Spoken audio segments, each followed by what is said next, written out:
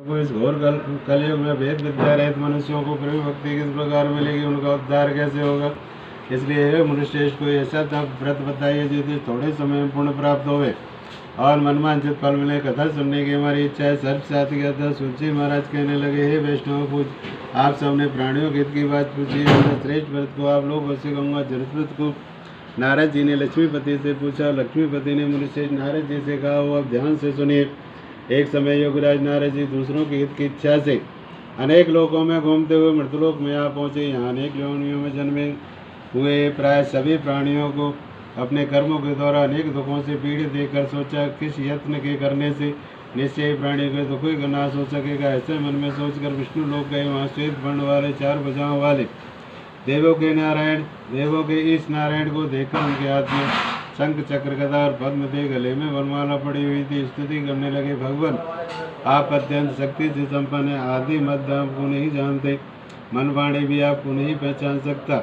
निर्गुण स्वरूप सृष्टि आदि भूतों और भक्तों के दुखों को नाश करने वाले हो। सब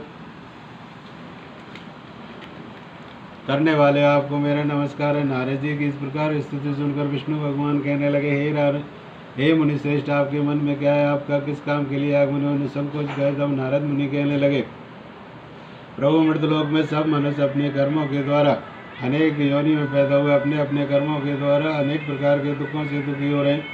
हे नाथ, मुझ पर दया रखते हो तो बताइए, उन मनुष्यों के सब दुख थोड़े ही यत्न के करने से कैसे दूर हो सकेंगे। हे नारद,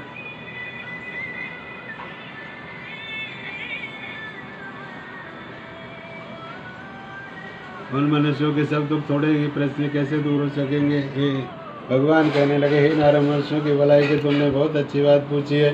जिस काम के करने जिस व्रत के करने से मनुष्य मोह से छूट जाता है, मैं तुमसे कहता हूँ बहुत पुण्य देने वाला, स्वर्ग और मृतलोक दोनों में दुर्लभ है, एक उत्तम व्रत है।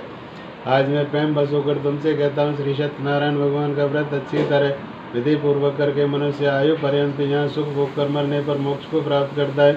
भगवान के वचन सुनकर नारद मुनि कहने लगे, व्रत का फल क्या है, क्या विधान है, किसने व्रत किया और किस दिन ये व्रत करना चाहिए, विस्तार से गए। भगवान कहने लगे, दुख शोक आदि दूर करने वाला, धन आदि को बढ़ाने वाला, सौभाग्य और संतान को देने वाला, यह व्रत सब स्थानों में विजयी करने वाला है। भक्ति और श्रद्धा के साथ किसी भी दिन मनुष्य श्री सत्यनारायण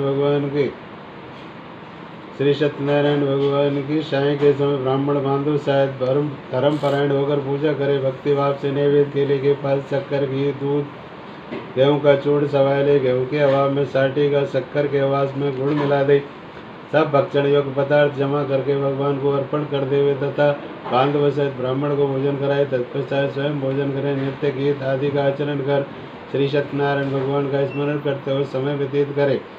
इस तरह व्रत करने पर मनुष्य की इच्छा निश्चय पूरी होती है। विशेष करके कली काल में भूमि पर यही मोक्ष का सरल उपाय। बोलो श्री सत्यनारायण भगवान की जय। श्रीमन नारायण नारायण नारायण भजमन नारायण नारायण नारायण नारायण नारायण नारायण लक्ष्मी नारायण नारायण नारायण भजमन नारायण नारायण नारायण लक्ष्मी नारायण नारायण नारायण नारायण नारायण नारायण। बोलो लक्ष्मी नारायण भगवान की जय। दूसरा अध्याय सूचवाच। सूची महाराज कहने लगे, हे ऋषियों, जिसने पहले व्रत किया उनके इतिहास कहता हूँ, ध्यान से सुनो। सुंदर काशी नगरी में एक अत्यंत निर्धन ब्राह्मण रहता। भूख प्यास से बेचैन हुआ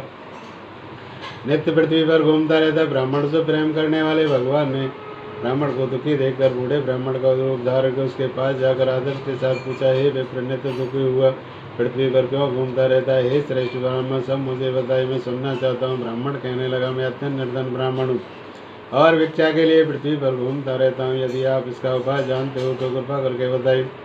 वृद्ध ब्राह्मण कहने लगे, श्री सत्यनारायण भगवान मनवांचित फल देते हैं, इसलिए उनका व्रत पूजन करो, जिसके करने से मनुष्य सब दुखों से मुक्त हो जाता है।